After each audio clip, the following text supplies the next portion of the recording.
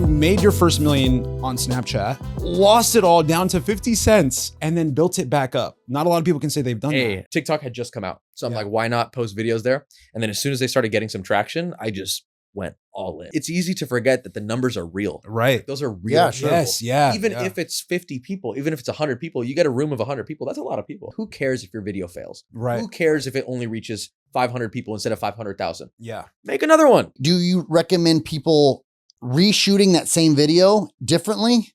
Or do you just use that knowledge moving forward on the next set of content you're going to use? You can hypothetically try 100 different ways every single day until something hits. And I just find it absolutely astonishing that welcome back to the Clear Views podcast, guys, where culture meets conversation. It's your boy Bishki Baby and my A1 Day One co-host, Mr. Tim Big Daddy Simon. What's up? Today we have a very special episode. This is one that we've been building up the last couple of weeks in anticipation. Our biggest guest yet.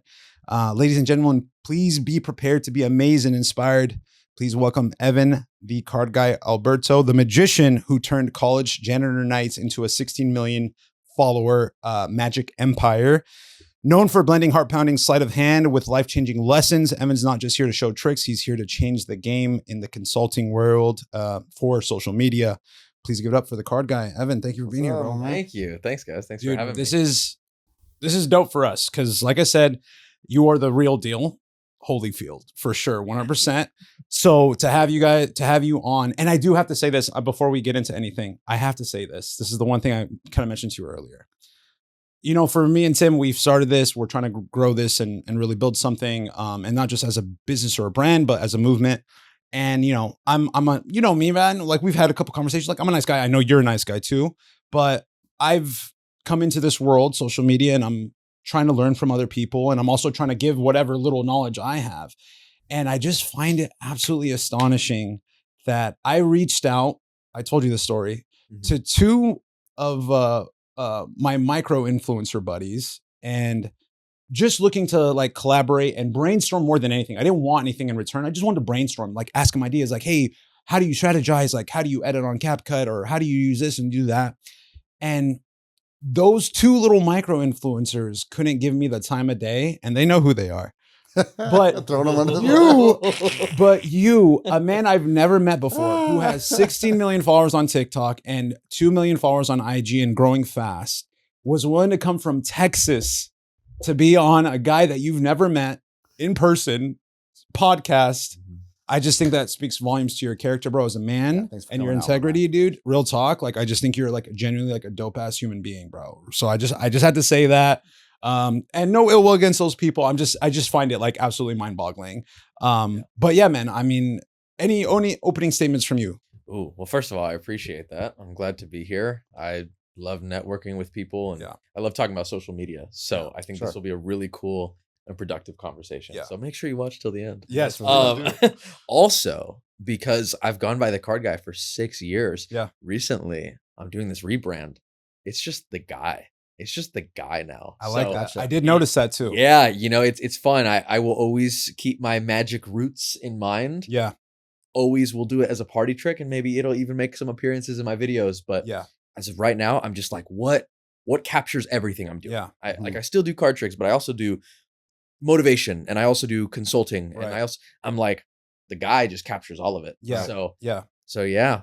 Formerly the card guy, now just the guy. And I did want to mention that too as well. So I did notice that you're the rebrand to the guy, and I know that obviously you started your career really with magic, but more than anything, you are more so really a content coach and creator, as well as a business advisor for businesses as far as like doing their social media marketing and whatnot. And that's really where a majority of your focus is nowadays, right? Absolutely. Okay. I'd say it's about 99% of my day to day is strategizing and managing content for business owners and for aspiring creators. Yeah. So I'm focusing more so on other people's strategy than my own. Because for me, it's like going from 16 million on TikTok to 17 won't really do anything for me. Yeah, it's not gonna be a huge But helping someone go from 100 followers to 10,000 is so much more rewarding. 100%. So I'm still focusing that 1% on my content, because my content is the promotional avenue to get people interested. Yeah. So now it's just a different game. It's like I use content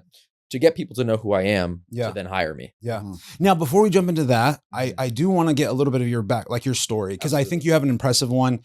From my understanding, like I mentioned, you were a janitor at one point. You then got into card trick, like magic, right?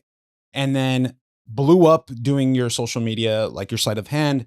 And then I actually had it wrong. You made your first million on Snapchat, lost it all down to 50 cents, and then built it back up. Not a lot of people can say they've done that. Actually, it was 51 cents. Wow. 51. Is that your background? It's my background. Keeps me Keep motivated. reminding you. I love that, bro. That's fucking dope. Yeah. So the story is I've done magic since I was 12, right? Yeah. Like I've always done it as a hobby. Little fact about me that a lot of people don't know. I was actually the youngest member ever accepted to the Magic Castle in Hollywood. Wow. Oh, yeah. I've heard that. So when I was 13, I auditioned to be a performer there. Okay. And I got accepted. And I believe to this day, 13 years later, because I'm 26. Yeah. 13 years later, I think someone has matched that record, but not beat it, because I think 13 is the minimum age. But yeah, so I've been doing magic forever. I would do gigs in like a little suit for weddings at the Magic Castle, which for anyone who doesn't know, it's like this really cool exclusive club in Hollywood. Yeah. You have to be invited by someone who's a performer there. So I became a performer there, invited people, did magic, did it for years. And then it wasn't until I was in college, had a janitor job on the side. Mm-hmm. I'm like, why don't I post my magic videos online? Yeah. Like TikTok had just come out. So I'm like, why not post videos there? And then as soon as they started getting some traction, I just went all in. That's so sick. Yeah. And was it mainly TikTok that you were focused in on, or was it like Snapchat, or was it TikTok first? And then I think you mentioned you like realized there was more money to be made on Snapchat, so you shifted your focus. Yeah. So my focus for the first year, 2 years was TikTok, because it was a new platform. To me, I was like, I need to capitalize on a new platform that just came out. There's not a lot of competition on it, because now everyone's on TikTok, right? Yeah. Back then, it was just this app that was like for kids, and no one knew what it was. Oh, aren't there people like dancing on there and twerking and stuff? Yeah. I was like, magic will stand out here. Right. So I started posting magic tricks there. It went really well. It was like, I went from 0 followers to my first 100,000 in maybe a month. Whoa. Wow. And after that, 100K to 1 million was like, I want to say like 2 weeks, 3 weeks. It was like, it was growing so fast because no one else was using TikTok like that. Like everyone was just dancing and doing random stuff and jokes and memes. I was like, magic could stand out. So I'd post like street magic videos, magic tutorials. Yeah. And it just blew up really quickly. So then I was like, oh, wow, this is making enough money to drop out of school, to quit my janitor job, went all in. And then I started diversifying into Instagram, YouTube, Snapchat. So. Okay. That's true. And was there like anything specifically that you know, when you were going through the janitor phase and like the magician phase, were you thinking like, did you have any aspirations at that point? Or was it just like you like stumbled upon this greatness? You know, it's funny. I don't think I had a clear goal in mind. Okay. I just knew it was fun. Yeah. And I knew that it was scalable. Like when I saw followers come in, I just gamified it. I was like, ooh, I hit 10,000 followers. How fast can I hit 20? Yeah. And then I would just hit 20. And I was like, ooh, like how fast can I hit 30? Yeah. And I just kept grinding. I treated it like a video game. Right. I was like, but it's a video game that carries over to real life. Because I'm like, oh, this is real impact. And I first realized that when I had probably around 50,000 followers was probably the first time that I was in public and some girl comes up to me asking for a photo. And I'm like, whoa. Like, what was that experience like? That was wild. She's like, aren't you do magic tricks? And I'm like, how do you know? Oh, my TikTok. Yeah. It's like, I was like, oh yeah, I'm showing this to people every day because it's easy to forget that the numbers are real. Right. Like, those are real. Yeah, sure. Yes. Yeah. Even if it's 50 people, even if it's 100 people, you get a room of 100 people. That's a lot of people. That is a lot of people, bro. People, I think they like don't realize that sometimes. Like even when you say like, okay, we have 500 subscribers, it's like 500 people in a room like this, bro. Like it would be packed. Packed the house. Absolutely packed. It's like a might club. not even fit in here. Yeah, exactly. Exactly. So no, 100%. So that was your first ever like kind of like fan experience. Yeah. Yeah. And then over the following. Funny how that's the one you'll remember that one forever. Oh, yeah. Sure, I bet. Above all the other experiences. experiences. It was so cool. There was one other one that I remember very vividly. It was like my parents were at a relative's house, like a distant relative that they were visiting for the first time in years. And then they were like, oh yeah, like our son is like a huge fan of your son. Yeah. my parents were like, it was new to them too. They're like, fan. Like Yeah, they knew I was doing the social media stuff, but it was so new to all of us. Right. They were like, well, does your son know that he's like blood relatives, like with Evan? Yeah. They're like, no, like we should tell him. Yeah. So then they put me on a FaceTime call with the kid and he started crying. Oh, wow. Like, oh my God, I watch you all the time. And then his parents were like, did you know you're related? I'm related. Like it was so fun for me because for me, it's like, I don't think of myself like that. I don't think of myself like some hotshot.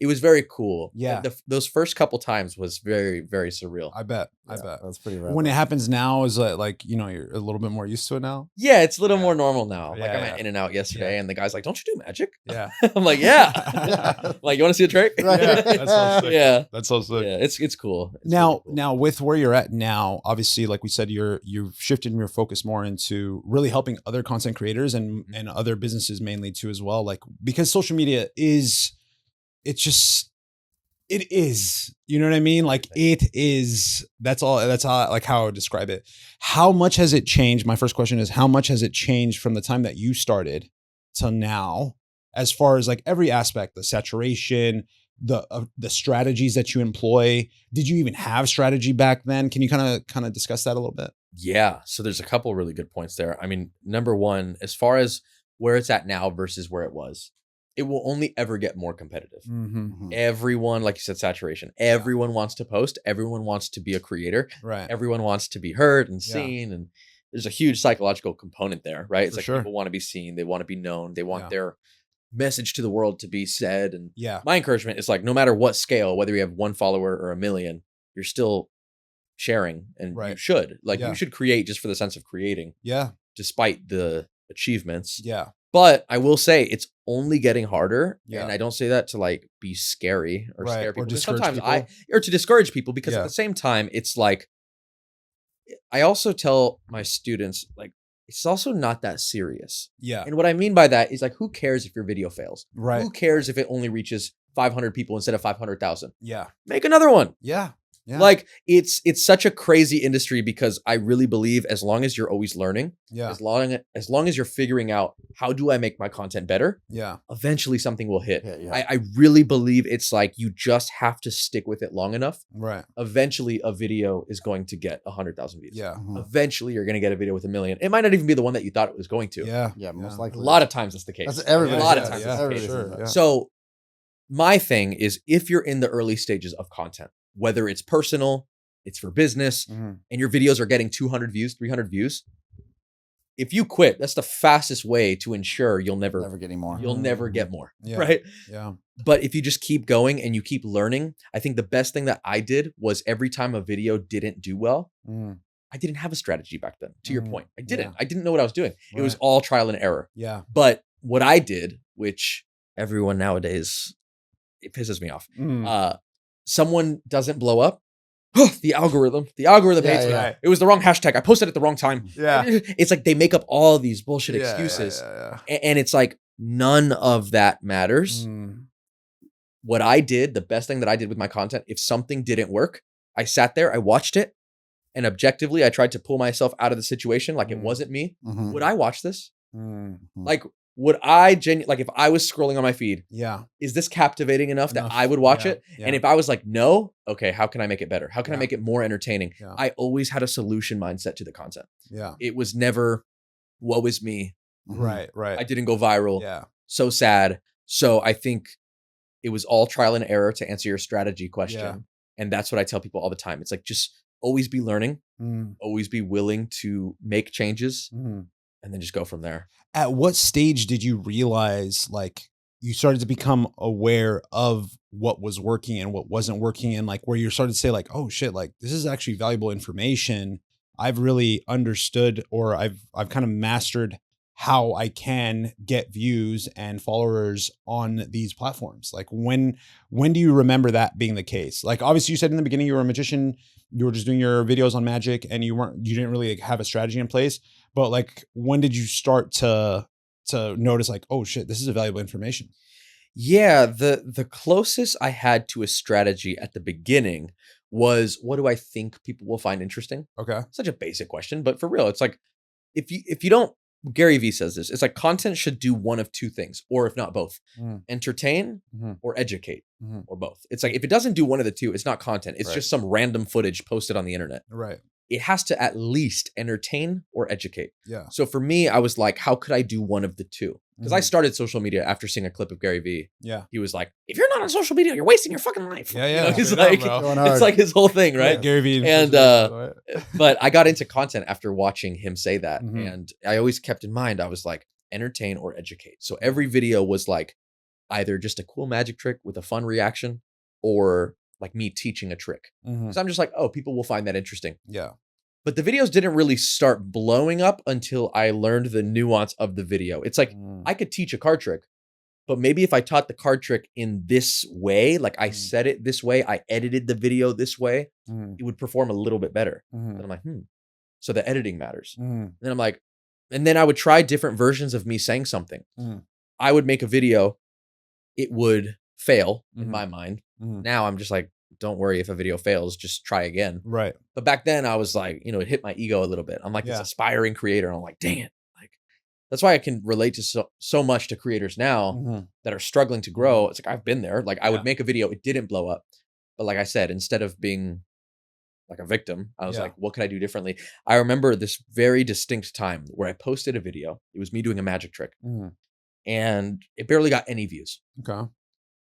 And then I'm like, what if I said it differently? Like, what if the intonation in my voice was different? Okay. So I went from, hey guys, check this out, like very hyper, to look at the cards. Like, I'm very mysterious. Yeah, right? yeah, I'm like, fuck it, why not try it? Yeah. The repost got 25 million views. Wow. And it was the same exact thing, the same trick, but I did it differently. The tonality was different. Tonality was different. So now stuff like that comes naturally. I know how to speak to the camera. I know how to angle the phone when saying certain things. I know when to zoom in and when to zoom out. And I know all those little tiny nuances. Yeah, they add up. It was all just, they add up. And at the beginning, I didn't know any of them. But what I did was like each video I tried to make slightly better. Right. And eventually just got to the point where now I make a video, I can pretty much ballpark guess how many views it's going to get. Really? Gotcha. Yeah. Like if I post a video on my page, I can tell you it's going to get 100,000. It's going to get 1 million. It's going to get 10 million. Wow. Like it's not going to be foolproof, but I'll get pretty close. Pretty close. Yeah. Yeah. Cause I know what people like. Yeah. Yeah. I think that's the biggest thing. When you're making a video, I notice this is something that I think a lot of people are going to struggle with is when they make a video, we're trying to get perfect, right? They're perfect, right? Yeah. So when they're doing that, they film it, they don't like it, or they do post it. And like you said, it doesn't get any views. So then they are reevaluating that video. Do you recommend people reshooting that same video differently? Or do you just use that knowledge moving forward on the next set of content you're going to use? In general, just take notes and adjust moving forward. That's kind of what I would figure. Yeah. I tell people like, don't delete content if it didn't do well. Don't delete content if you realize, oh, I could have done that better. Because the way I look at it is with content, it's kind of crazy. You have unlimited shots at bat. Yeah, right. It's like content, posting 20 times a day or whatever. Yeah. You can, hypothetically, you can post 100 times a day. Right. You don't need to, nor is that advisable. Right. But it's like, when you think of content as a marketing tool, it's the best marketing tool ever made. Yeah. Literally. Let's say you have a business, you're trying to build a brand for yourself, or you're just trying to be an influencer. You can hypothetically try 100 different ways every single day until something hits. Imagine going back 20 years and telling a company, hey, you can advertise on our commercials 100 times a day. No, you can't. You're going to have to spend millions and millions and millions of dollars. Yeah, insane. So now it's like we have this free marketing tool, which is why I preach about it, why I love it. I'm like, no matter what you're trying to do, you want to be a famous knitting master. Right. you want to be like a podcaster. You want to do anything. Back in the day, you wanted to do anything and you wanted to promote it. You do word of mouth. You do billboards. Yeah. You do ads on the internet. You do commercials. All those things cost a lot of money. The fact that you can do this. Yeah. Hey guys, so here's what I do. And then make sales. Yeah. Get viewership. Get awareness. Like it's just a crazy opportunity. I really believe, maybe there's a conspiracy theory, but I think it'll be cool to reference back if this does happen. Yeah. Next 10 years, it's going to cost money to post on social media. I agree with that. I think it's getting to that point because of the saturation, because of the focus on it now. And we're almost, me and Tim, we had an episode where we were talking about AI, and we're like in the dial-up phase of AI. When you think about it, you're 26, maybe you didn't experience this, or maybe you're on the tail end of it. But like growing up, we experienced like AOL, and the startup time was like, you're hearing all these sounds. It takes 30 minutes. We just started getting into like good AI, and I mean, this is good probably AI. Yeah, exactly. For us right now, in 5-10 years, we're gonna look back at this. I am like, that was a joke. Well, you see the AI clip from a few years ago of the Will Smith. Yeah. Yes, it's like that was so bad, and so now bad. It's like I sometimes will watch a video on my feed, and it takes me a few seconds to realize it's AI. Yeah. Yes. Yeah. Some people never realize it. Yeah. You'll see people in the comments like, "Oh my god, that baby was talking." Right. Like, right. No, that baby wasn't exactly. talking. Yeah. But it's gonna. Bernie Sanders doesn't like big booty Latinos. Yeah. I mean, maybe he does. Maybe he does. Maybe he's just like us. Yeah, exactly. But it's crazy, and I think with AI, I have kind of little segue, but with AI, I personally have thought, how do I get ahead of the curve? Yeah, like, definitely. I am probably going to start making AI videos of myself doing viral videos. See how many people can tell it's AI. Ooh, that's a good one. I think right now people would probably be able to tell. Yeah. But I think in a little bit people won't be able to tell. And people could have something to say about that. Oh, it's not really you. It's right. Did you ever hear Gary V's AI influencers? Yes. And how we were that like guys like Jake Paul and all these big guys are just gonna license the AI, and they're just gonna be like, they're gonna do the work for them pretty much. Yeah. I mean, I think it's gonna take over a lot of things. Yeah. A lot. I'm already getting objections when I'm talking to business owners and I say, hey, I can help you with your content. Yeah. And they go, why don't I just have AI give me the ideas? Yeah. Why don't I just have AI edit it for me? Yeah. And as of right now, I am 1 billion% confident that I will give you better ideas and better editing than an AI will. But that won't be the case in a few years. Yeah. It won't. No. So I think in a few years, I will have to readjust my strategy. Yeah. That I tell them straight up. I'm like, yes, we do use AI to edit your videos. Yeah. Because that's going to save me money as a business. Right. Yeah. But with that, we still are training the AI. So it's like, there's still, because it's learning from you. Yeah. Like the AI still needs a person to prompt it. Exactly. Yeah. Right. Sure. So at least for now. Yeah. Yeah. We'll see. I think it's a really interesting topic. It is. It really is. It really is. And you know what? I completely agree with what you just said, because the reality is you, with all the experience and knowledge that you have on creating content, even though AI is great. Yeah. I can do this, do that, but it doesn't have that. I don't think it's really, kind of satisfied like the emotional aspect that a human could bring. Personal touch. Exactly. Yeah. That personal touch. So that's where I still feel like there's tremendous value in like a person like you with a business owner. It's like, because you know how people are going to respond to this. You know how people think, you know what they like. AI can like look at trends, but I've used AI 1,000 times where I asked it for information and it really gave me a subpar answer. And I was like kind of let down by it, honestly. So I totally believe that, there's still more value in like a human being, especially with this content creation kind of thing. Absolutely. And there's a further discussion, if you go into it a little deeper, of the value of a human being. Yeah. The value of a personal brand. Yeah. It's like AI will be able to entertain you. Absolutely. Yeah. Like there's going to be whole movies made with AI. Yeah. No writers. I mean, I guess someone had to write, but like, or just give the prompt of like the visual concept. Yeah. So it's like, so AI can replace viral content for sure. Yeah. But can it replace me, Evan the human? Right. No, it can't. Never, yeah. It can make stuff that's interesting. Yeah. But here's the thing. It's like, here's an interesting example that I just thought of. It's like AI can console you and talk to you about life and help you with dating advice and blah, but it's not ever going to be your mother. Right. Right. It's like there's value to your mother because that is the human being. There's value to you and you and me. It's like, so I actually believe as AI ramps up, yes, it's more competitive and it's an interesting future, but I actually think, contrary to what people might think, personal brands, humans might be worth more. It's like someone like Jake Paul, someone like Mr. Beast. It's like, damn, that is the person. Yeah. Like AI can't replace that person. In all their flaws, they still amassed all this, whereas AI is a perfect machine. You know what I mean? Like, that's 100%. Yeah. Speaking of AI, a little crazy segue or kind of tangent, but we were talking earlier about the moon landing. Do you think fucking real? Do you think the original AI right there? Now hear me out. Do you think because how they said they lost the footage or whatever, do you think now that AI is being what it is, they're gonna say like, oh, we found it? No. And AI is gonna like generate that imaging? No. You don't think so? Funny. I've never thought of that. Why don't you think so? I think there's too many ways of proving that it's AI. That's fair. You know, I mean, I think the AI could prove that it's AI. You know what I'm saying? That type of thing. Yeah. So I think that they shoot themselves in the foot. They're just gonna keep the lost footage story as being. No, that is probably a safer bet. Yeah, anyone listening, if you believe in the moon landing, I don't know what to tell you. Yeah, no. You're telling me we could do it. We could do it decades ago, but today not we can't, now, bro. And that's the most significant feat in human history. Yeah. We lost the footage, or it was corrupted, and they can't recover it. No, complete nonsense. Yeah, okay, complete nonsense. It's just too. It's BS. It's definitely BS in my opinion. And then, did you ever hear the story of like the cat that was on set? No, there was like a black cat on the set that they were like worried about because they had the live footage going. At the same time they were recording, there was like a delay.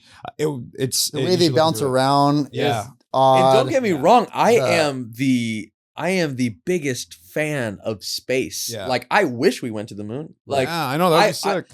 Like, Logan Paul said this in one of his podcasts, and people gave him shit for it. He said, "I don't want to die on this planet," and his co-host is like, "What a rich thing to say." Sure. But it's like I'm so fascinated by space. I'm like, we really are just like on a floating rock, and there's so many other planets. There's so many other stars. Like, I'm very fascinated by space. Right. I was listening to a Neil deGrasse Tyson podcast on the way here. Yeah. Okay. I wish we went to the moon. I just don't believe we did. I believe someday we will. I think so. I just don't think we've actually done it yet. Yeah. There's just no way, man. Like you said, the limitations in technology that we had back then, as well as like the resources that we had back then compared to now, it's like if we should be going every week. If we did it in the 70s, we should be going every week nowadays. You know what I mean? So it's just collecting samples. Like, now, do you think we've never gone, like, no, not even a rover or nothing has gone to the moon? Or are you just saying humans have never been to the moon? I think it's possible that there is equipment on the moon and on Mars, possibly. Okay. I don't want to say yes or no because I have not formulated my opinion fully on that, nor do I have the facts to back either side. Fair. But I know damn well human feet did not go on that. Human feet did not step foot on that. I'll give them the Mars rovers and stuff like that. I think that at least has happened. Yeah. I think that's possible. It's like, because a machine, it's like, okay, I can see that being there. Yeah. But human beings, I don't know. No, it's a stretch. It's definitely a stretch. And it's just too, when you really think about like the dynamic of what they would have to do to land and take back off and come back to Earth, that's the part that I'm just like, it's just too much. Like to send out a rover and it just, land on the planet and then they relay back imaging, that's different, but and then the rover just stays. And the rover just stays. So it's just I just wanted to bring it up. I thought it was funny. We're talking about putting a power plant on there now. On the moon, like I guess 2,000 kilowatt power, little nuclear power plant on there right now, because that's the first stages of like bringing life to the moon. Wow. All this stuff has just come out. Every time anything about the moon comes up, I always feel like it's just a distraction. Just like when they talk about aliens, it's like something else is going on. Yeah. They want us to think about this, and while something else is happening. You know what I mean? Do you guys believe in aliens? I would be. I think they have to have something. Yeah. I mean, with that many planets. I don't know, man. I don't know. I feel, Bob Lazar, right? Sounds familiar. He's the guy that was from Area 51 and he like I don't was think aliens have been here, but sorry. Yeah. I don't know. If there is, I would be very surprised because I'm just like, my mindset is if they're there and they've been around and they've always existed, where are they at? Like, why are they not popping in? We're the aliens to them. Right. Okay. So it's like we don't know about them. That's true. So I agree with you that I don't think they've been here. Yeah. But you mean like as far as just like I'm just saying there's gotta be a very other vast space, organisms. Right. If we, again, I love space. If we are on this rock, like you ever look at a it's a rendering, it's not an actual photo, but like of space. All these stars, all these systems, all these planets. Yeah. We are the one rock that has people on it? Yeah. No way. Right. It's like, it's crazy. I just look at night, like on a clear night, and I'm like, there's definitely people having this same conversation. Yeah. Oh, for sure. And it might not be the green guys with the bald heads. Yeah. But like, there's absolutely, to me, other beings. Yeah. And it's like, to answer your thing, it's like, they don't know about us, but we also don't know about them. That's very true. Like, do you think they would look like us then? Or do you think they'd be like the gray, They're gonna look however their terrain makes them look. Like we look the way we look because of Earth's atmosphere, all that. Earth. Yeah. It's like, absolutely. So whatever their place of inhabitants looks like and is, they would look accordingly. Okay. Just because there's also life on other planets doesn't mean there's consciousness on other planets too. Very true. There could be a planet with cows are the most dominant, or like a cell. Yeah, or they have different levels of like animal that are living,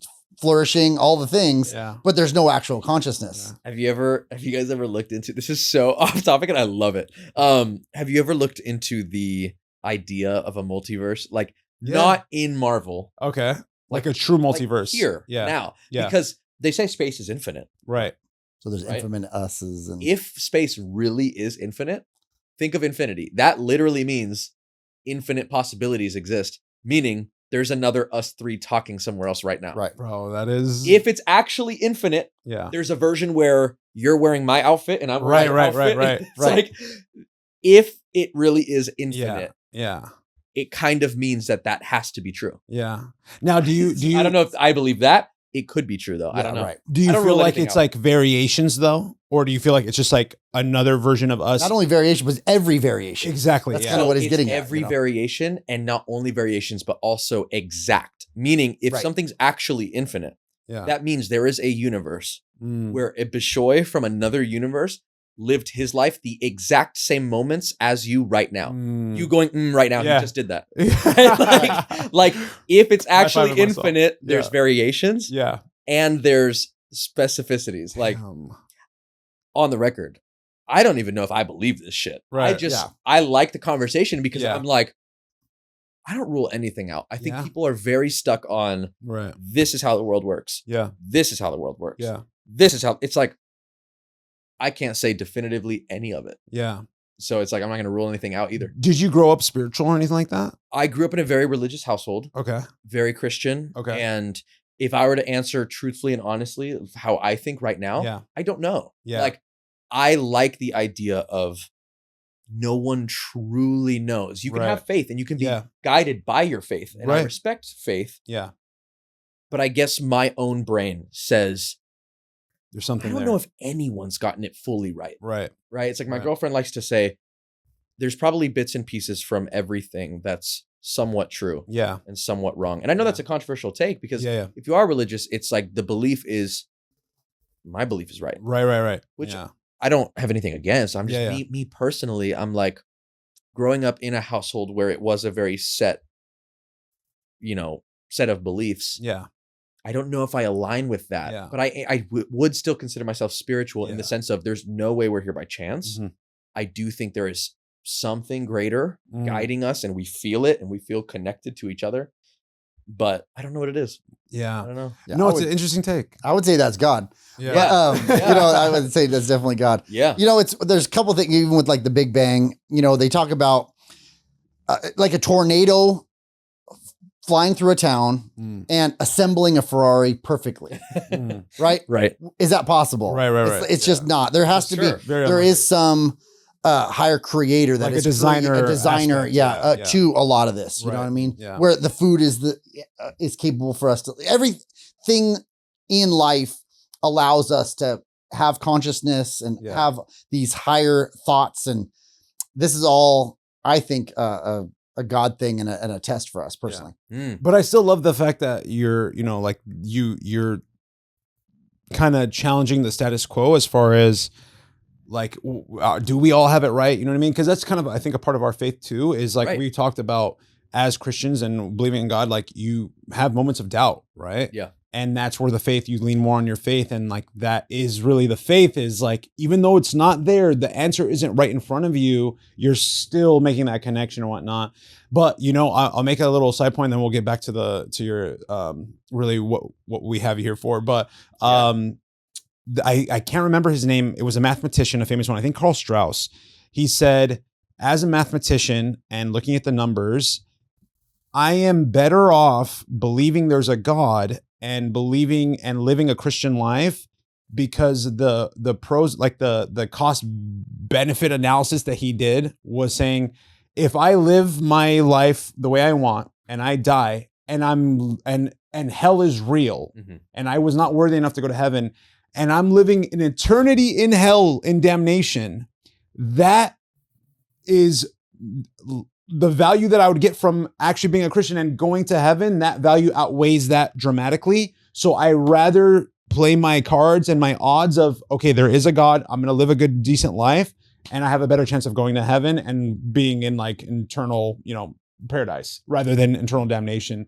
So it was just like a thing I remember seeing at this like retreat thing that I went to, and they were just saying like, you know, even a mathematician who was an atheist prior, he looked at it and he said, just mathematically speaking, you're better off believing there's a God, that kind of thing. But even evolution has been like pretty much just proven that the amount of time from an organism to become humans, even in the 8 billion years that the planet's been here, it wouldn't have been enough time to actually get to this, with animals, you know, generating, you know, just evolving and going from a single cell organism to all the different animals and stuff we have today. It's interesting stuff, man. It really is. And I respect all belief systems, right? Yeah. It's like, I was literally a worship leader at a church. Wow.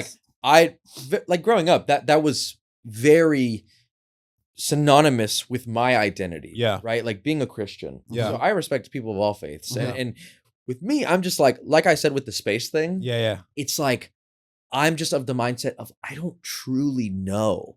So I personally don't know if at this point in my life, I feel confident saying, this is what I believe set in stone. Right. And I've heard what you said, right? Like I've heard that before, where it's like, I'm better off believing than not. Yeah. And I get that. Yeah. At the same time, it's like, could that be a fear tactic? Very like, true. Could that be something that has kept people in the faith for so long? Right. Like if that wasn't a part of the faith, and it could not be this. I'm just saying it's a possibility. Like that simple fact of, hey, he who doesn't go through the sun will not see me in paradise. Could that not be just like a way to keep you controlled? Yeah. I'm not saying necessarily that's what I think or not. I'm just saying, like, I love both sides of any topic. Yeah. I'm just like, be a good person, treat people well, have your beliefs. Yeah. At the end of the day, we'll find out. Yeah. We'll find out. Hopefully I don't burn. You know? Like, no, I doubt you. No, but also I get it. I respect it. Life is long. And, you know, you're 26. Yeah. Right. And, you know, you're going to go through lots of things in your life that are going to test you. Yeah. And you are going to either draw closer to God or pull away. Yeah.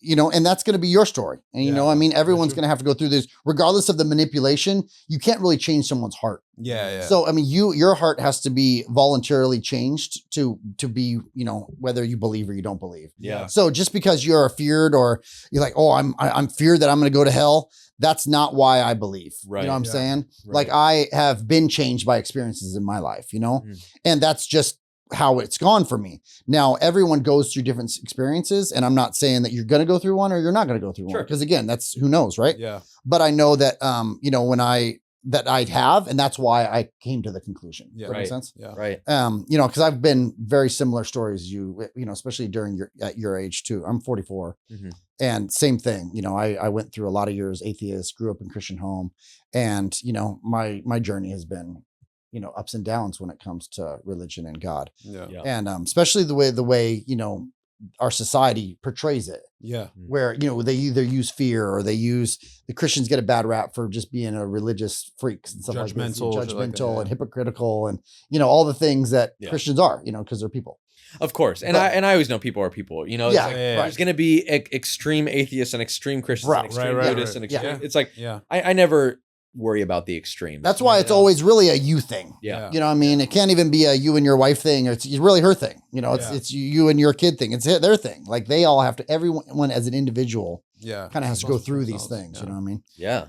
Speaking of fear, let's talk about, speaking of fear of not getting views. And I want to segue back to Instagram actually, because you dive deeper utilizing Instagram and sharing testimonial client wins and the behind the scenes stories of like really your strategy and what you're doing behind these videos.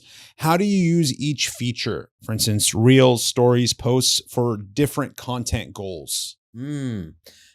Reels are the way that you get people to know about who you are. Okay. That's how you get reach. Interesting. Stories are how you get closer with your audience. Yeah. Right? It's like stories are how people deepen their connection with you. Okay. Stories are also the best place to sell. Really? Stories are like the place where I share client wins. Right? So it's like my content strategy nowadays is I'm going to show people that going viral isn't luck, contrary to popular belief. Like it's not just you throw something at the wall and you hope it sticks. Yeah. Sometimes that can happen. Yeah. Right. To my point earlier. Yeah. It's like you can get caught off guard that something blew up, but right. There are ways to predict that a video will go viral. And I use my reels to show that. I use my reels to show one of my viral videos that got 20 million views, 100 million views, and say, here was my mindset behind making that. Okay. Because you might look at the video with 100 million views and say, dude got lucky. So then what I do is I then make a little, a stitch, like I stitch that video and then I say, here's how I knew it was going to go viral. Here's how I knew. It's like my most recent example. I turned down the brightness on a video to pretend it was nighttime. Yeah. With the it's Pokemon like one, there's things that you can, there's things that you can do. So I use my posts to show people, hey, going viral isn't luck, but it's not a hard sell, right? I'm just saying, hey, look, come to me for content advice. Okay. They follow. Now they're in my ecosystem. Right. Now, when they view my story, I show, hey, here's XYZ people that I've taken from 5 followers to 5,000. Yeah. From 10,000 followers to 100,000. Okay. Now it's like, it feels personal. It feels like, oh, this is like, that's really cool. And it creates intrigue. Okay. So I would say I use reels to get people's attention. Yeah. Once they're in my ecosystem or my page, then I use my stories to sell them. Okay. Now, is there really a difference between posts on Instagram and reels? Because I find that very interesting, because when I look and I do my posting and we are posting, it's like, I don't notice a big difference between when I post it compared to when I position it as a reel. Yep. Is there a difference there? Well, there used to be a distinction that a video, you're talking about videos only? Or you're talking about because photos? I get with posts, like a post picture, but I have noticed that I can post a video on the post compared to reel. Are you saying maybe that reels are more video based, whereas posts are more picture based? Well, there used to be, like when the reels feature came out, a reel was technically just a video under 15 seconds. And then you could still have a normal video, which was 15 to 60. Okay. A video on Instagram is now just referred to as a reel. So if you post a video, it's a reel. But you could have a video in like a slideshow. Yeah. Those are referred to as carousels. Yeah, right? yeah. You can post a carousel where there's a video. In general, photos, carousels are gonna reach less new people than a reel. Really? Reels are your best shot at reaching a new audience. Yeah. Yeah. Gotcha. The posts, like the photos and stuff. Yeah. Like, that's really just for your current audience. Sometimes something will break out a little bit. Yeah. But if I showed you the analytics, actually, I think this would be helpful. Yeah. Like if I pulled out a video on Reels. Okay. And I clicked View Insights. Here, I'll turn this around in a second. Yeah. I use a different one. That one's not showing for some reason. Give me 1 second. Take your time. So if I pulled out, okay, here we go. Here's a video that I made. Okay. If I go to View Insights, it gives you a little graph of how many people watched that are your followers and how many people are not. Non-followers. So you know a video is viral when more non-followers watched it than followers. Okay. That means you're reaching a lot of new people. Okay. This video, 94% non-followers. Wow. So 94% of people, that dark purple ring, you can barely even see the sliver. I can't even zoom in. Right. 5.9% of my followers. And it was 1 point. 1,099,448 views, correct? Yeah. So this video got just under 1.1 million views and 94% weren't following me. Right. So that's a good indicator of a post Yeah. that's solid, because if you're having people watch that don't know who you are, that means objectively it was entertaining. Yeah. It's not your mom. Exactly. It's not your friends. It's not your friend. Yeah. It's, I would say, a good metric. A good metric for knowing that a video is good, a video is viral, is if you have more non-followers watch it than followers. Really? Because you know that it's not just your homies. Yeah. It's like oh wow, I was interesting to the average Joe. Exactly. I was interesting to someone that has no idea who I am. Right. So I would say, if you have one goal as a content creator, make stuff that no matter who watches it, it's entertaining. Yeah. Right? Or it's educational. Yeah. Because I think it's hard for people to take themselves out of their own shoes. Yeah. It's like, oh, I made it. Of course it's funny. Of course it's entertaining. Right. Of course. Right. But like, would a stranger say that? Yeah. You know, would a stranger say that? Yeah. Like, I think when I was first coming up, that was always my main focus. Like, what would be interesting to a random person that doesn't know who I am? Yeah. Because for most people, they don't know who you are. Right. Of course. Yeah. So that's why do they care? Yeah. That's an important metric for me. And then I would say, once you have that nailed, like getting new people, focus in on more stuff like that. Because if I showed you the inverse, because we were talking about that versus carousels. Right. If I show you a carousel that I did and I click on view insights, this one was 50-50. Okay. If anything, it actually skewed more towards my followers. Really? 54%. And in a lot of cases, that even is an exception, because in most cases, when I look at my carousels, it's look at this, 93% followers. Right? So if you're trying to reach new people, Reels. Yeah. Reels, and focus on how can I make it interesting to a random person. Yeah. For example, let's say, and start seeing, this is a reel now, right? I go, yeah, and then I was like in my backyard with Betty, and who the fuck is Betty? Right? And why should I care? Why should I care? Yeah. Versus this one time I was with this girl, and that's interesting to a stranger. Yeah. That's interesting to a stranger. So it's like you're telling them, you know what I mean? Like you're telling them. During this podcast alone, during us talking, I have, maybe you've noticed, maybe you haven't, re-said sentences in different ways, because I think it'll be better on the clip. Exactly. And please clip the fuck out of it. And please put it on your page, bro. Please. Of course. Just add clear views if you don't mind, bro. Of course. Of course. I can't wait for that. No, but dude, like this is, I pray to God everyone is paying attention, bro, because this is like content creation college right now. You know what I mean? Yeah. These little details, they matter, bro. Like I am just absorbing all of it. I love it. At the same time, I guess content still is king, right? Where like the storyline has to be, you know, there are these little nuances and little tricks, but the content itself has to be entertaining itself. Yeah, absolutely. You know, the subject matter is everything. You're right. It has to be interesting. It has to be engaging. Right. The little tips and tricks of like which type of post and all that stuff. I do think people get too specific. They're like, what time, what hashtag? Like that stuff doesn't matter. Content is king. Yeah. It's like if the video itself is something interesting, now you refine that. But if you refine poop. Right. You know, it's right, like, right. Yeah. You can shine a turd, but it's still a turd. Yeah. Exactly. So what is your strategy in like knowing, and do you believe that not everyone is built per se for like knowing what other objective people will think is funny or captivating or interesting? You know what I mean? I kind of feel like you might have like a talent as like an artist that not everyone, you know what I mean? Like not everyone's funny, you know, not everyone's interesting, not everyone's captivating, you know? What do you feel like that is? Like what's your take on that? It's a really good question. I think it's not a black and white answer. Okay. Because yes, not everyone's funny. Right. But you don't have to be funny. Right. Maybe your shtick is that you're very serious. Okay. Because there's billions of people on the internet. There's billions of serious people that would appreciate. There's going to be a market that will like it. Exactly. Yeah. There's always going to be a market that likes you because everyone thinks they're a special snowflake. Right. And it's like, to an extent, yes, we're all individuals. Yeah. We're all purposeful. Yeah. But there's other people like us. Yes. Right. It's like, and I think to a degree, subconsciously, that's why people like certain celebrities, certain actors, certain singers, certain influencers, because you kind of see yourself in them. Like you kind of like resonate with them for whatever reason. Yeah. If you're not funny, be serious. Yeah. If you're not smart, be silly. Yeah. If you're not silly, be intellectual. It's like, I think the more you're yourself, as cheesy as it sounds, the more you are yourself as a creator, you will attract people that like that. Exactly. So you don't have to be someone you're not. You don't have to be super funny. You don't have to be super smart. You don't have to be super interesting.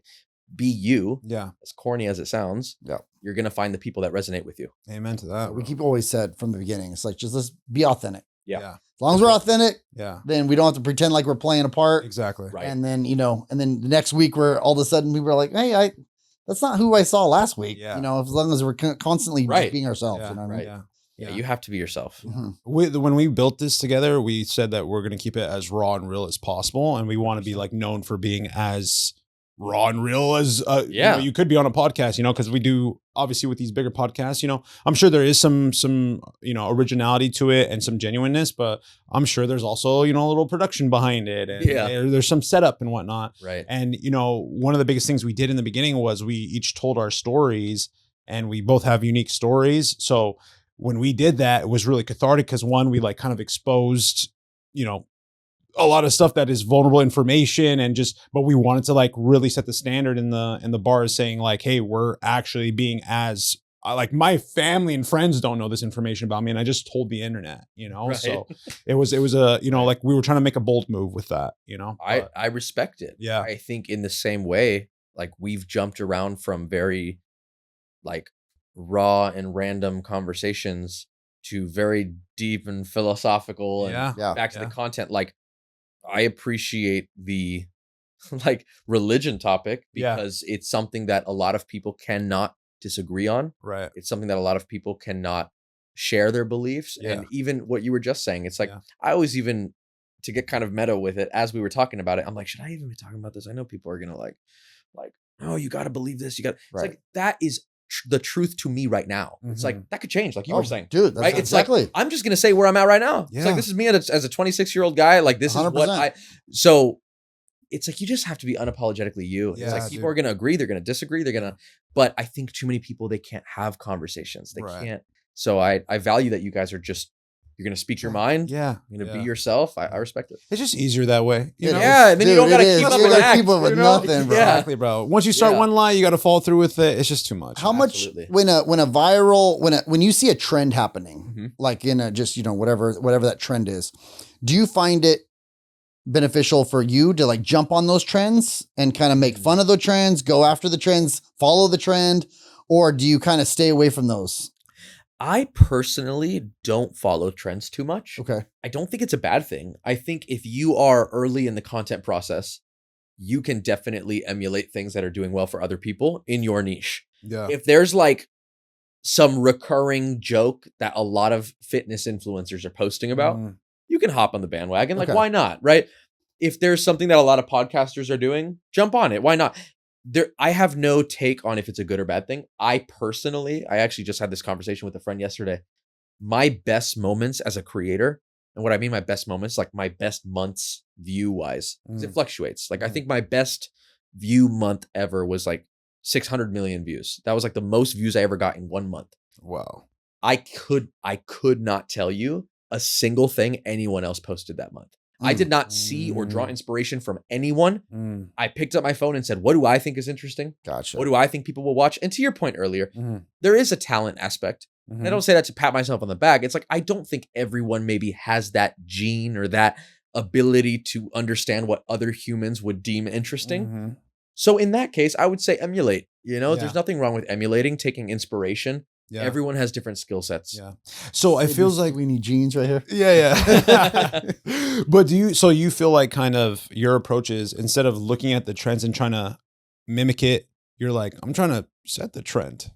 I always, more so than, what's interesting, more so than setting a trend, doing something that no one else can steal. No one else can steal me. No one else can steal my personality. Yeah. Like to our point earlier of being your authentic self, my most viral videos ever were not planned in the slightest. My most viral videos, if I could go through the top 3, number 1 is I went on a hike to a waterfall. I've seen that one. And I just documented my journey. Yeah. Living life. Yeah. Enjoying it. Yeah.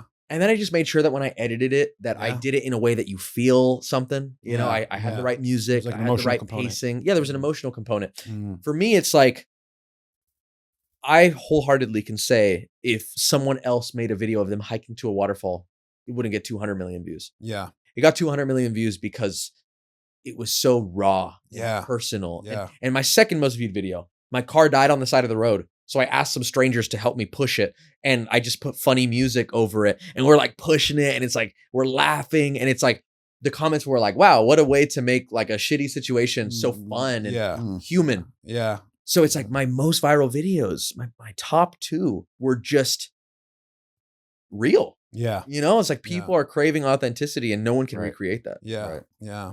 That's what I think a lot of people maybe, you know, I want to have the mindset when we're like creating and stuff is I don't want to like look at the trends and be like, okay, I'm just going to copy that. Like, I really don't want to be that type of creator or that type of like podcast show. I want us to just be us.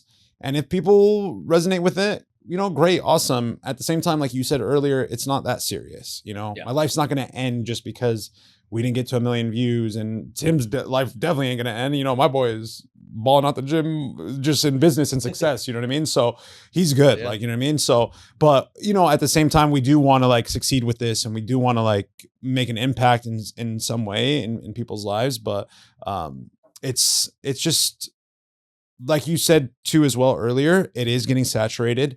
But do you still feel like, with that being the case, for business owners and for up and coming content creators and people that want to be, say, influencers or whatever, starting out now, that start now rather than wait, obviously, correct? Yeah. It's only going to get more competitive. Yeah. It's only going to get more difficult. And like we said earlier, maybe it'll even cost money to post in the future. Yeah. Right? What do you think that will look like if it did get to that point? I think that will look like there's too much real estate being used and posted every day, metaphorically, on social media. Too many people are posting. Mm-hmm. Everyone wants to be an influencer. It's going to be very pay to win. And I think we're already going that direction where I hate this. I don't love this.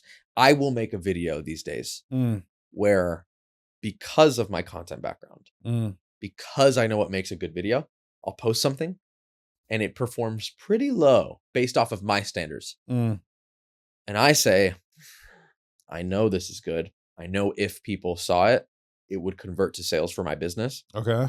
But it's not getting the views it deserves. I'll put some ad money behind it. Okay. And I do it begrudgingly because I'm like, I know this is good. I know this will help people. It's kind of becoming pay to win. The influencers that are paying money to boost their posts, they're probably getting a little more business than the people that aren't. Right. And it's unfortunate. It's unfortunate because I think it used to be an even playing field. Now it's like, just like real life where the richer get richer. Yeah. And it's like the content creators that are putting money back in the system are getting heavily rewarded. Yeah. I personally know people who are spending 6 figures a month to put fire or to put fuel on the fire of their content to get it to push to even more people. Yeah. Right? So I think the future, to answer your question, is just going to be a little more of that. It's going to be like, you can only go so viral, right, unless you pay. Right. And what? So you mentioned something about how you put a little bit of ad money behind it. Yeah. How often do you do that? And when, like, what are the triggers for you to be like, okay, this needs ad money? So first of all, I would never put ad money behind a post if the post is just pure entertainment. Okay. If the post is pure entertainment, putting ad money behind it is like, you're throwing money at something just for a vanity metric to go up. Oh, okay. You're just saying, like, if you just did like a funny skit, it's like paying money for that to reach more people is just paying for more of a number going up. You're just paying for it to go from 20,000 views to 100,000, but that didn't really do anything for you. It just looks better. Yeah. I think it's just, you're paying for vanity at that point. But now we get into the business stuff and what I do for a living, consulting businesses on social media. If you have a post that didn't reach a lot of people, but the people that it reached were the right people. Okay. Meaning you made a post, it only got 2,000 views, but of the 2,000, they're all people that are consumers of what you have to offer, or they're possible customers. Then I would put ad money behind that to target similar people. Okay. So what I mean by that is I made a video where I was just ranting to the camera of the importance of posting on social media, specifically as a business owner. I'm just like, if you're not doing it, you're wasting the biggest opportunity of your lifetime. Yeah. Like, this is how you market yourself. It's so much better than advertisements and business and commercials and billboards. You got to do social media. Yeah.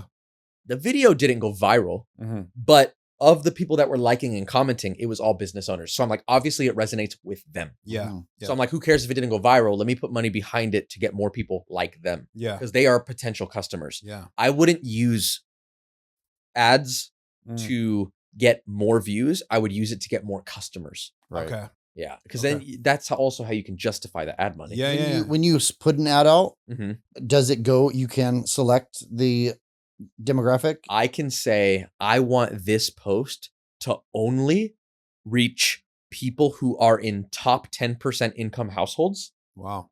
Only in a 20-mile radius of me.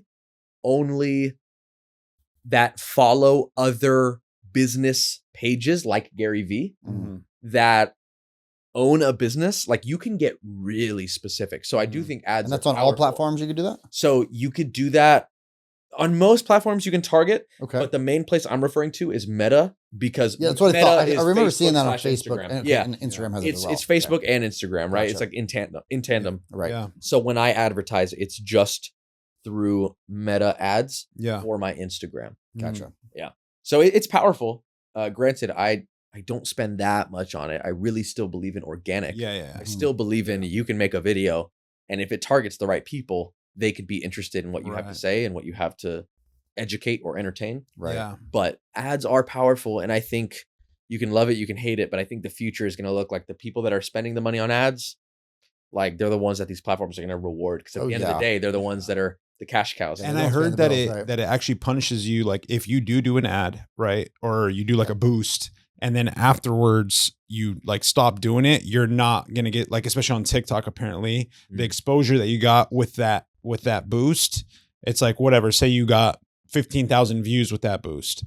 After the next time you post something, you're only going to get like maybe 300 views, 400 views, because they want you to keep spending money on the boost. Yeah, I don't know how true that is. Okay, yeah. Because there's so many things that go around social media. Oh, if you post at this time, the worst thing ever is going to happen. Yeah. Oh, if you like do this, you're going to get shadow banned. And it's like, sometimes those things are true. Yeah. I don't know if that's true or not. Okay. I won't say if it is or not. Yeah. I have heard that as well. Okay. From what I've seen, I do see some correlation between when someone pays for ads versus when they don't. Okay. But at the same time, I would maybe argue that person doesn't know how to make interesting organic. That's very true too. Right? Yeah, that's a very It's like, maybe they only know how to put money behind something. True. Right. Do you think it's that when they post something boosted and then they don't post something boosted, so after they post, do you think they're actually punished? Yeah, that's what I'm saying, right? It's like, I don't know. I don't know. I think, I'll tell you one thing. I only boost a post that did well organically. Okay. It doesn't have to go viral. Yeah. It doesn't have to go viral. But it had to at least get some level of comments and likes and shares. There, and like, you have to see that there's some level of demand. Because if you put money behind a post that didn't do well organically, kind of like what you were saying, you can shine. What'd you say? Shine a light up. If you still shine it, or if you polish a turd, it's still a turd. You polish a turd. It's like putting ad money behind a piece of creative that didn't do well organically is like spending money on a really bad commercial. Right. It's like, it's got to at least be good. So I still believe content is king. Yeah. Right. You make interesting stuff. Yeah. And then if it does well, you put some extra money behind it. Is there an art behind or a strategy behind, like, at what point you would boost? So if you saw it trending up, are you trying to boost it at its peak, or does it really matter? Or is it when it's like sort of the plateau? Or on its down? That's a good question. I don't think it matters too much. Okay. I've tried boosting things like right when I post.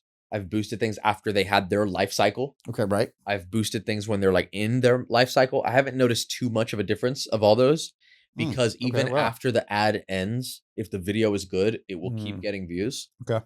Not for a long time though, because the shelf life of a short form piece of content, at least on Instagram, is like 3 weeks. Like 3 weeks. Okay. Which is still a lot more than people think. Yeah, that's actually longer than I thought. People think it's like you make a video, it's like whatever it gets today, that's it for tomorrow. Yes. No, it's like if you make a good piece of content, I would say its life cycle, like it could literally do this for 2 weeks, and on the third week it does this. Wow. I've seen that. After 3 weeks, I'd say it's pretty rare for something to get views. Yeah. But I would say you have 3 weeks for a piece of content to really show what it's got. Yeah. On YouTube, YouTube Shorts or long form, I have had videos literally 6 months later. No way. Out of nowhere. Really? Out of nowhere.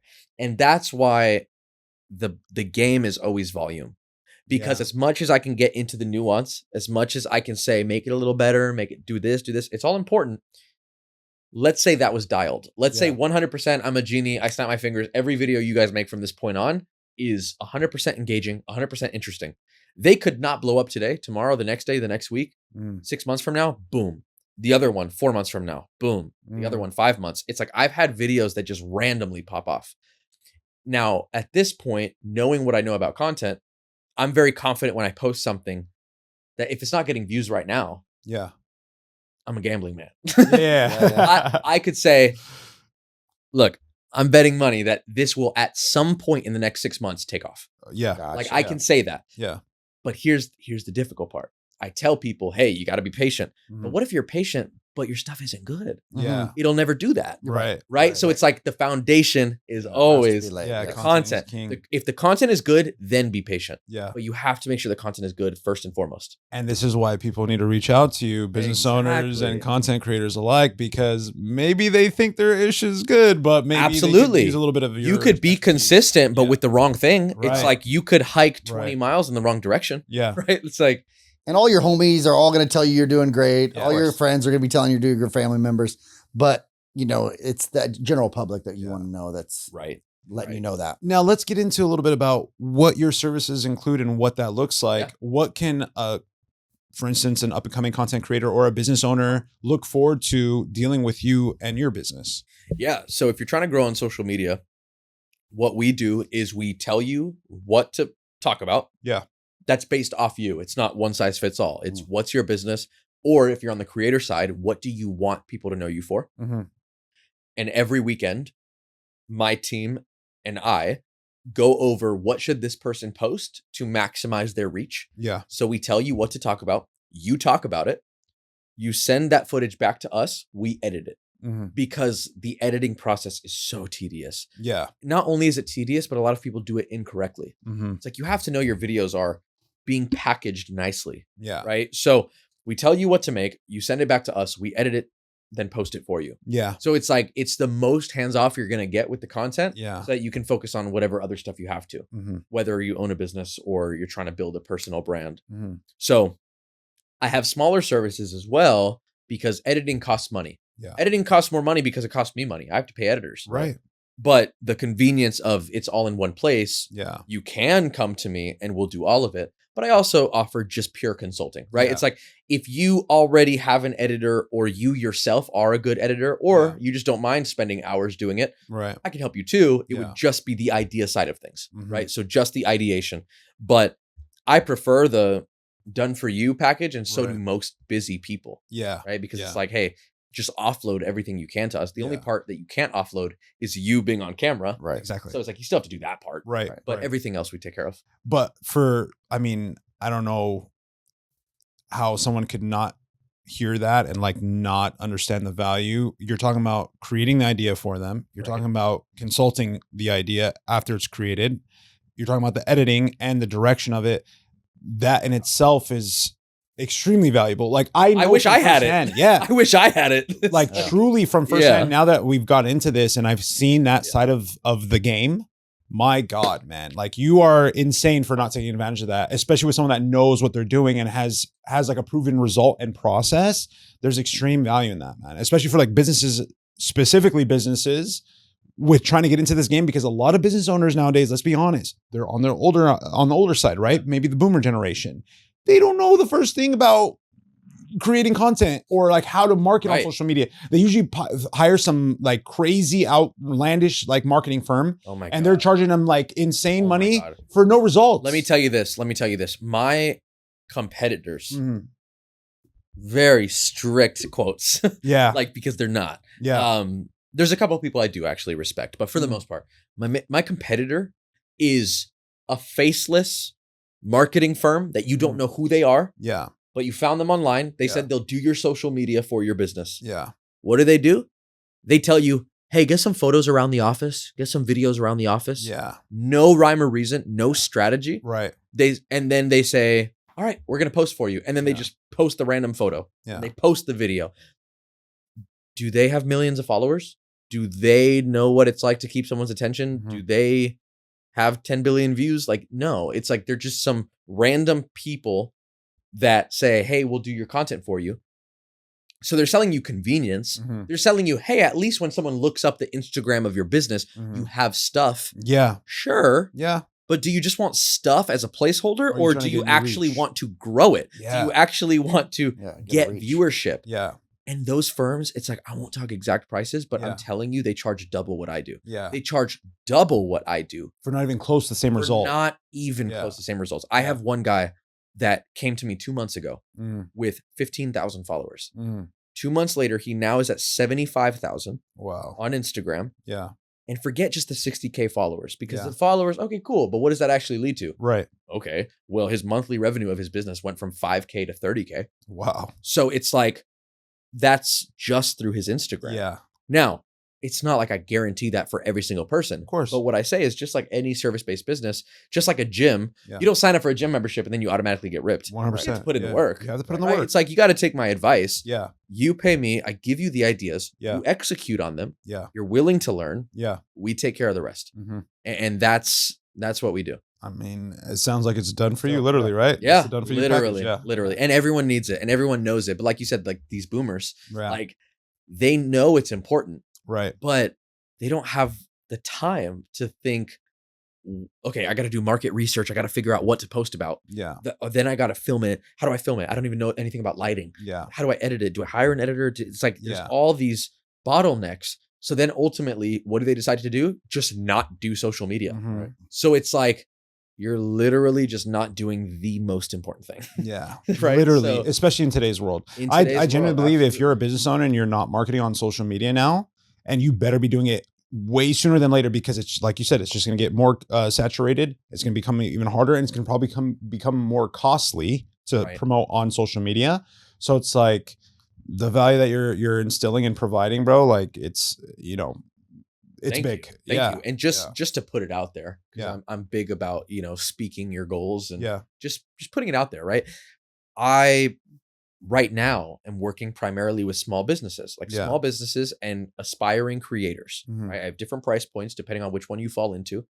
Ultimate goal, I want Pepsi to pay me $500,000 for the year. Yeah. And I manage their socials. Hell yeah. Right? Hell yeah. It's like, maybe I just have 5 clients, but they all pay $500,000. Yeah. Right? It's like stuff like that. Like that is where I want to take this. Yeah. But as of right now, it's like, I love, and it's very rewarding to help people go from 1,000 followers to 10,000. Yeah. And from 10K revenue to 20K revenue. Right. Right? Because like that is very in my wheelhouse. Yeah. No, and I've seen it, dude. I've literally seen it. I've seen your stuff, and I've seen the students that you've had, and I've sat in on, just as like validation and so people know it's like not BS. I've actually sat in on one of your classes, and I've seen how you talk, and like what you are seeing right now, folks, is what you get when you're dealing with him. You know what I mean? Like, this is not a facade or an act. Like, he's just a genuinely good dude, and you know what you're doing, and you've gotten proven results. Now, before we wrap up, I do have a little fun segment I want to do with you. It's called the CVP Speed Round. Okay. But before we get into that, where can people reach out to you? What are the best platforms for them to connect with you if they have any questions, or if they do want to get some services from you? Absolutely. Whether you just want to watch my stuff or you want to hire me, the guy on Instagram. Just go on Instagram, type the guy, I'll show up, and I'll help you out. Same for TikTok, YouTube, or so TikTok and YouTube, as of right now, it's still the card guy. Okay. Because I have to pull some strings, get the guy handle on those. Yeah. Yeah, I don't want to say how much that username cost me, but okay.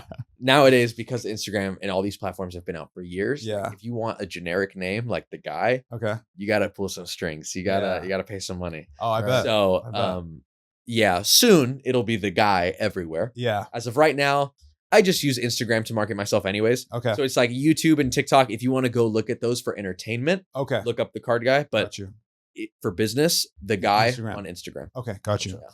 Now, the CVP Speed Round, it's a little tradition we have around here that when we have on guests, I'm going to go through 20 questions, rapid fire. You just answer the first thing off the top of your head. Okay?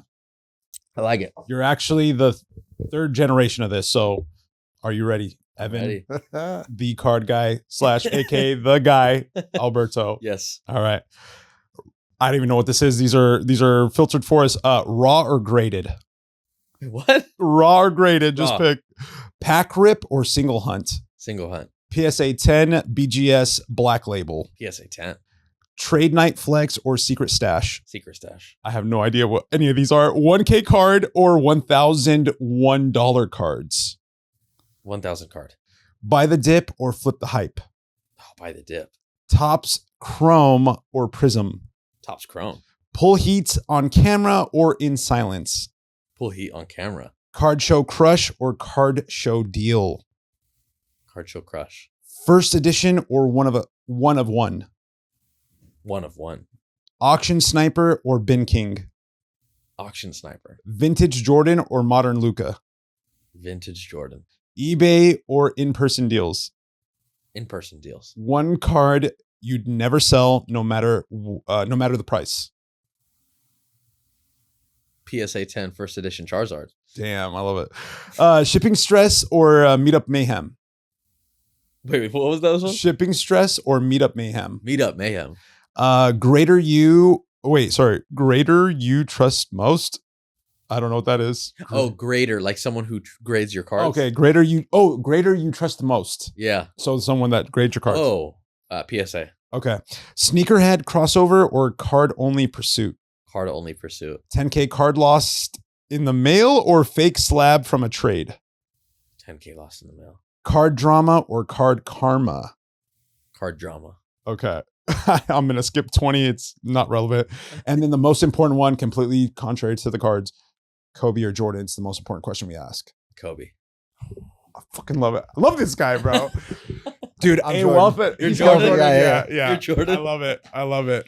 R.I.P. Kobe. Before we go though, man. He's young, people, but it's okay. They're both smart, young. Thriving. He's a stud, man. This is why you got to work with this guy. No, but seriously, Evan, thank you so much for coming, bro. Honestly, it's been an honor, a wealth of knowledge. I hope everyone watching is paying attention and taking notes. And like we said before, if you are a business owner or an up-and-coming content creator and you want that advice, you want that strategy, you want that execution, you're looking at the man for it. You're looking at the guy. You're looking at the guy, man. But seriously, such a pleasure, bro. We appreciate you. And we'd love to have you on again, in the future. Yeah, this is great, man. Thank you. Appreciate it. Thank you, guys. Appreciate it. Thank you, big dog. Let's go. Thank you, guys.